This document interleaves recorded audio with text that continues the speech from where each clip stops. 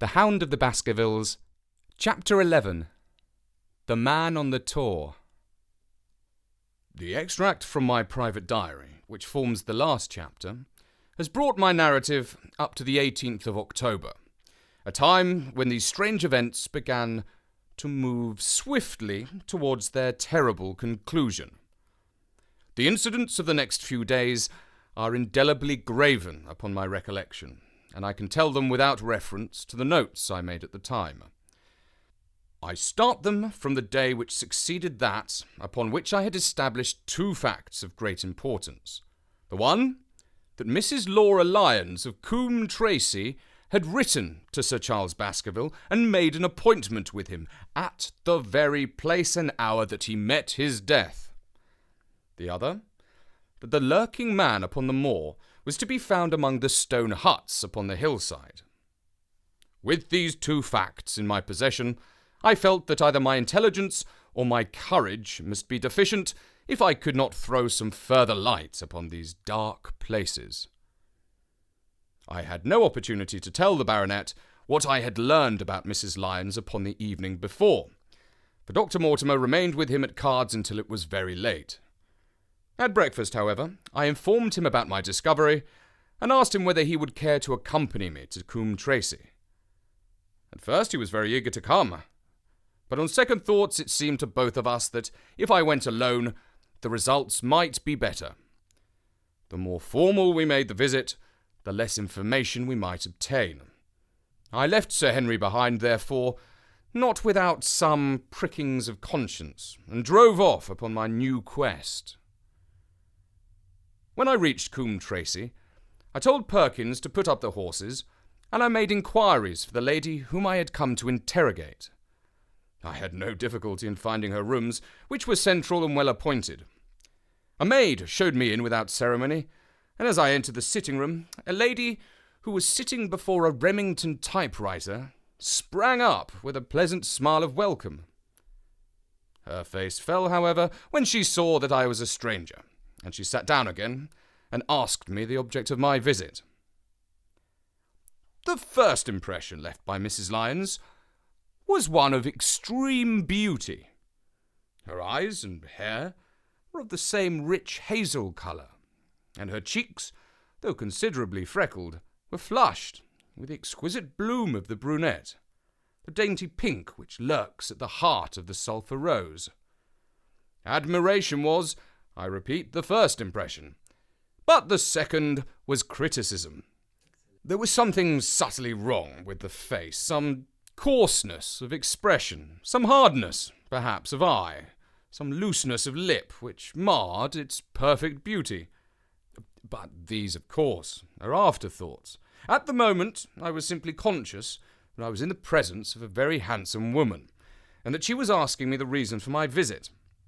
I had not quite understood, until that instant, how delicate my mission was. "I had the pleasure," said I, "of knowing your father." It was a clumsy introduction, and the lady made me feel it. "There is nothing in common between my father and me," she said. "I owe him nothing, and his friends are not mine. If it were not for the late Sir Charles Baskerville and some other kind hearts, I might have starved for all that my father cared." "It was about the late Sir Charles Baskerville that I have come here to see you." The freckles started out on the lady's face. "What can I tell you about him?" she asked, and her fingers played nervously over the tops of the typewriter. "You knew him, did you not?" "I have already said that I owe a great deal to his kindness. If I am able to support myself, it is largely due to the interest which he took in my unhappy situation." "Did you correspond with him?" The lady looked quickly up, with an angry gleam in her hazel eyes. "What is the object of these questions?" she asked sharply. "The object is to avoid a public scandal. It is better that I should ask them here than that the matter should pass outside our control." She was silent, and her face was still very pale. At last she looked up with something reckless and defiant in her manner. "Well, I'll answer," she said. What are your questions? Did you correspond with Sir Charles? I certainly wrote to him once or twice to acknowledge his delicacy and his generosity. Have you the dates of those letters? No. Have you ever met him? Yes, once or twice, when he came into Coombe Tracy. He was a very retiring man, and he preferred to do good by stealth. But if you saw him so seldom, and wrote so seldom, how did he know enough about your affairs to be able to help you, as you say that he has done? She met my difficulty with the utmost readiness. There were several gentlemen who knew my sad history, and united to help me. One was Mr. Stapleton, a neighbour and intimate friend of Sir Charles's. He was exceedingly kind, and it was through him that Sir Charles learned about my affairs. I knew already that Sir Charles Baskerville had made Stapleton his almoner upon several occasions, so the lady's statement bore the impress of truth upon it. Did you ever write to Sir Charles asking him to meet you? I continued. Mrs. Lyons flushed with anger again. Really, sir, this is a very extraordinary question. I am sorry, madam, but I must repeat it. Then I answer, certainly not. Not on the very day of Sir Charles's death? The flush had faded in an instant, and a deathly face was before me. Her dry lips could not speak the no which I saw rather than heard. Surely your memory deceives you, said I. I could even quote a passage of your letter. It ran, Please, please, as you are a gentleman, burn this letter, and be at the gate by 10 o'clock. I thought that she had fainted, but she recovered herself by a supreme effort. Is there no such thing as a gentleman? She gasped. You do Sir Charles an injustice. He did burn the letter, but sometimes a letter may be legible even when burned. You acknowledge now that you wrote it? Yes, I did write it, she cried, pouring out her soul in a torrent of words. I did write it. Why should I deny it? I have no reason to be ashamed of it. I wished him to help me. I believed that if I had an interview, I could gain his help. So I asked him to meet me. But why at such an hour? Because I had only just learned that he was going to London the next day and might be away for months. There were reasons why I could not get there earlier. But why a rendezvous in the garden instead of a visit to the house? Do you think a woman could go alone at that hour to a bachelor's house? Well, what happened when you got there? I never went. Mrs. Lyons. No, I swear it to you on all I hold sacred. I never went. Something intervened to prevent my going. What was that? That is a private matter. I cannot tell it. You acknowledge, then, that you made an appointment with Sir Charles at the very hour and place at which he met his death, but you deny that you kept the appointment. That is the truth. Again and again I cross-questioned her, but I could never get past that point. Mrs. Lyons, said I as I rose from this long and inconclusive interview, you are taking a very great responsibility and putting yourself in a very false position by not making an absolutely clean breast of all that you know. If I have to call in the aid of the police, you will find how seriously you are compromised. If your position is innocent, why did you in the first instance deny having written to Sir Charles upon that date? Because I feared that some false conclusion might have been drawn from it, and that I might find myself involved in a scandal. And why were you so pressing that Sir Charles should destroy the letter? If you have read the letter, you will know. I did not say that I had read all of it. You quoted some of it. I quoted the postscript. The letter had, as I said, been burned, and it was not all legible. I ask you once again why it was that you were so pressing that Sir Charles should destroy this letter when he received it on the day of his death. The matter is a very private one. The more reason why you should avoid a public investigation. I will tell you then. If you have heard anything of my unhappy history, you will know that I made a rash marriage and had reason to regret it. I have heard so much. My life has been one incessant persecution from a husband I abhor. The law is upon his side, and every day I am faced by the possibility that he may force me to live with him. At the time I wrote this letter to Sir Charles, I had learned that there was a prospect of my regaining my freedom if certain expenses could be met. It meant everything to me. Peace of mind, happiness, self-respect, everything. I knew Sir Charles's generosity, and I thought that if he heard the story from my own lips, he would help me. Then how is it that you did not go? Because I received help in the interval from another source.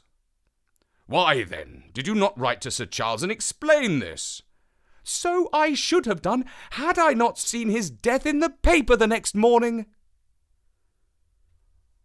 The woman's story hung coherently together, and all my questions were unable to shake it.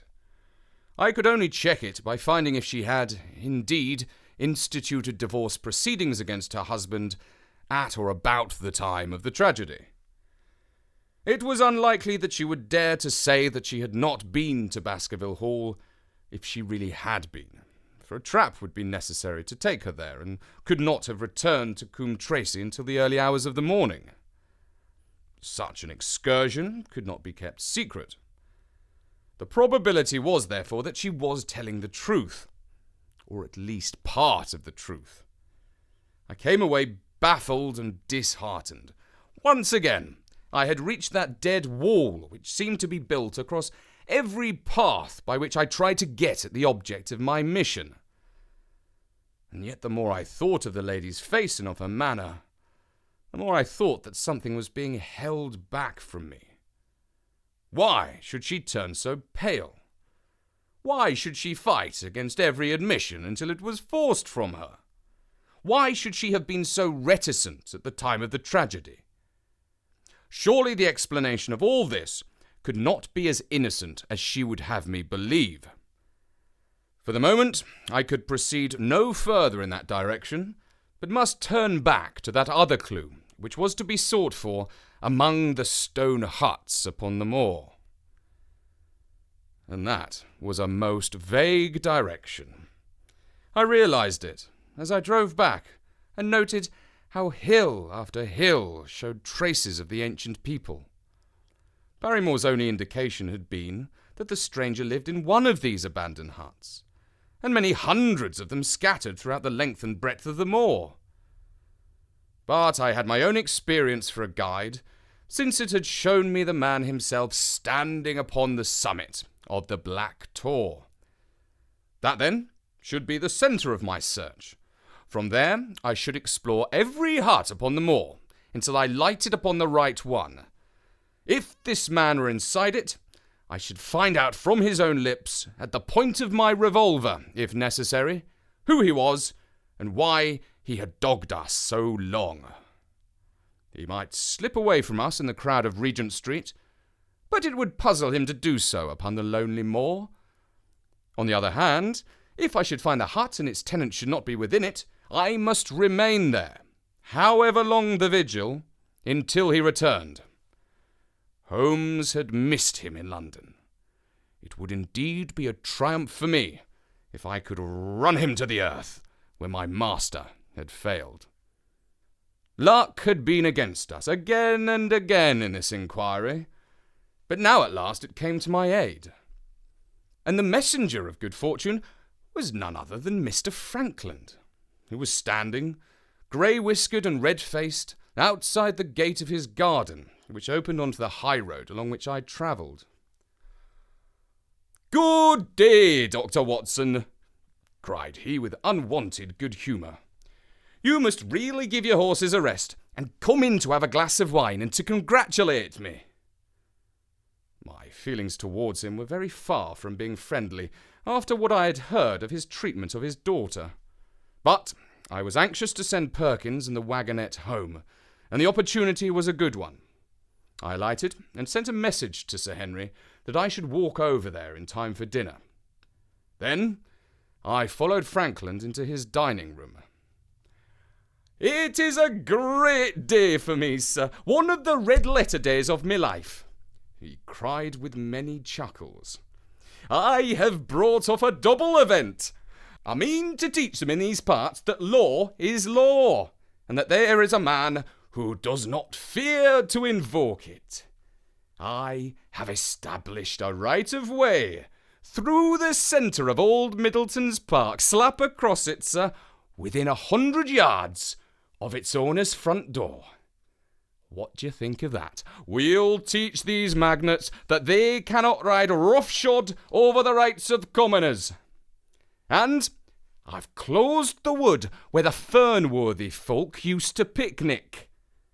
These infernal people seem to think that there are no rights of property, and that they can swarm where they like with their papers and their bottles.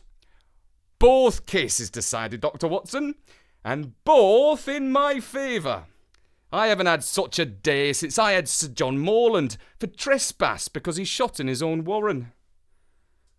How on earth did you do that?" "Look it up in the book, sir. It will repay a reading. Frankland versus Morland, Court of Queen's Bench. It cost me £200, but I got my verdict." "Did it do any good?" "None, sir, none. I'm proud to say that I had no interest in the matter. I act entirely from a sense of public duty. I have no doubt, for example, that the Fernworthy people will burn me in effigy tonight. I told the police last time that they did it that they should stop these disgraceful exhibitions. The county constabulary is in a scandalous state, sir, and it has not afforded me the protection to which I am entitled. The case of Frankland versus Regina will bring the matter before the attention of the public. I told them that they would have occasion to regret their treatment of me, and already my words have come true." "How so?" I asked. The old man put on a very knowing expression. "Because I could tell them what they are dying to know, but nothing would induce me to help the rascals in any way." I had been casting round for some excuse by which I could get away from his gossip. But now I began to wish to hear more of it. I had seen enough of the contrary nature of the old sinner to understand that any strong sign of interest would be the surest way to stop his confidences. "Some poaching case, no doubt," I said with an indifferent manner. "Ah, me boy, a very much more important matter than that. What about the convict on the moor?" I stared. "You don't mean that you know where he is?" said I. "I may not know exactly where he is, but I'm quite sure that I could help the police to lay their hands on him. Has it never struck you that the way to catch that man was to find out where he got his food from, and so trace it to him?" He certainly seemed to be getting uncomfortably near the truth. "No doubt," said I. "But how do you know that he is anywhere upon the moor?" "I know, because I've seen him with my own eyes. The messenger who takes him his food." My heart sank for Barrymore. It was a serious thing to be in the power of this spiteful old busybody. But his next remark took a weight from my mind. "You'll be surprised to hear that his food is taken to him by a child. I see him every day through my telescope upon the roof. He passes along the same path at the same hour. And to whom should he be going except to the convict?" Here was luck indeed, and yet I suppressed all appearance of interest. A child! Barrymore had said that our unknown was supplied by a boy. It was all on his track, and not upon the convicts, that Frankland had stumbled. If I could get his knowledge, it might save me a long and weary hunt. But incredulity and indifference were evidently my strongest cards. I should say that it was much more likely that it was the son of one of the moorland shepherds taking out his father's dinner. His eyes looked malignantly at me, and his grey whiskers bristled like those of an angry cat. "Indeed, sir," said he, pointing out over the wide-stretching moor. "Do you see that black door over yonder? Well, do you see that low hill behind the thorn bush upon it? It is the stoniest part of the whole moor. Is that a place where a shepherd would be likely to take his station? Your suggestion, sir, is a most absurd one." I meekly answered that I had spoken without knowing all the facts. My submission pleased him and led him to further confidences. "You may be sure, sir, that I have very good grounds before I come to an opinion. I've seen the boy again and again with the bundle, every day, and sometimes twice a day. I have been able—" But wait a moment, Dr. Watson. Do my eyes deceive me, or is there, at the present moment, something moving upon the hillside? It was several miles off, but I could distinctly see a small dark dot against the dull green and grey. "Come, sir, come!" cried Frankland, rushing upstairs. "You'll see with your own eyes and judge for yourself." The telescope, a formidable instrument mounted upon a tripod, stood upon the flat leads of the house. Frankland clapped his eye to it and gave a cry of satisfaction. "Quick, Dr. Watson, quick, before he passes over the hill." There he was, sure enough, a small urchin with a little bundle upon his shoulder, toiling slowly up the hill. When he reached the crest, I saw the ragged, uncouth figure outlined for an instant against the cold blue sky. He looked round him with a furtive and stealthy air, as one who dreads pursuit. Then he vanished over the hill. "Well, am I right?" "Certainly, there is a boy who seems to have some secret errand." "And what the errand is, even a county constable could guess. But not one word shall they have from me, and I bind you to secrecy also, Dr. Watson. Not a word, you understand?" "Just as you wish." "They have treated me shamefully. Shamefully! When the facts come out in Frankland versus Regina, I venture to think that a thrill of indignation will run through the country. Nothing would induce me to help the police in any way. For all they cared, it might have been me, instead of my effigy, which these rascals burned at the stake." "Surely you're not going? You'll help me to empty the decanter in honour of this great occasion." But I resisted all his solicitations, and succeeded in dissuading him from his announced intention of walking home with me. I kept the road as long as his eye was on me, and then struck off across the moor, and made for the stony hill over which the boy had disappeared. Everything was working in my favour, and I swore that it should not be through lack of energy or perseverance that I should miss the chance which fortune had thrown my way. The sun was already sinking when I reached the summit of the hill, and the long slopes beneath me were all golden green on one side and grey shadow on the other. A haze lay low upon the furthest skyline, out of which jutted the fantastic shapes of Belliver and Vixen Tor. Over the wide expanse there was no sound and no movement.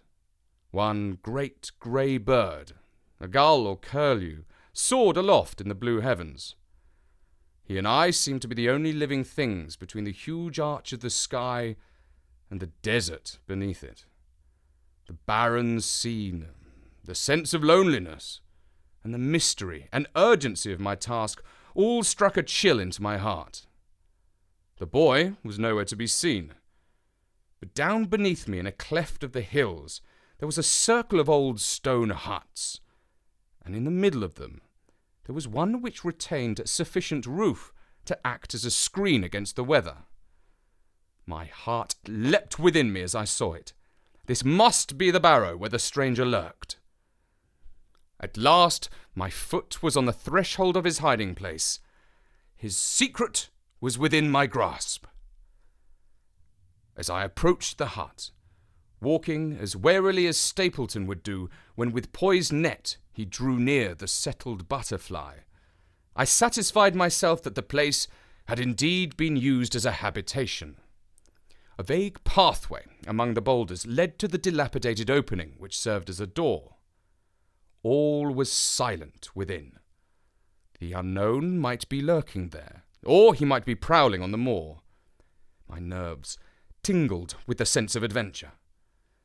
Throwing aside my cigarette, I closed my hand upon the butt of my revolver, and walking swiftly up to the door, I looked in.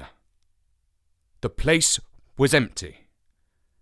But there were ample signs that I had not come upon a false scent. This was certainly where the man lived. Some blankets, rolled in a waterproof, lay upon that very stone slab upon which Neolithic man had once slumbered. The ashes of a fire were heaped in a rude grate. Beside it lay some cooking utensils and a bucket half full of water. A litter of empty tins showed that the place had been occupied for some time, and I saw, as my eyes became accustomed to the checkered light, a pannikin and a half-bottle of spirit standing in the corner. In the middle of the hut, a flat stone served the purpose of a table, and upon this stood a small cloth bundle, the same, no doubt, which I had seen through the telescope upon the shoulders of the boy. It contained a loaf of bread, a tinned tongue, and 2 tins of preserved peaches.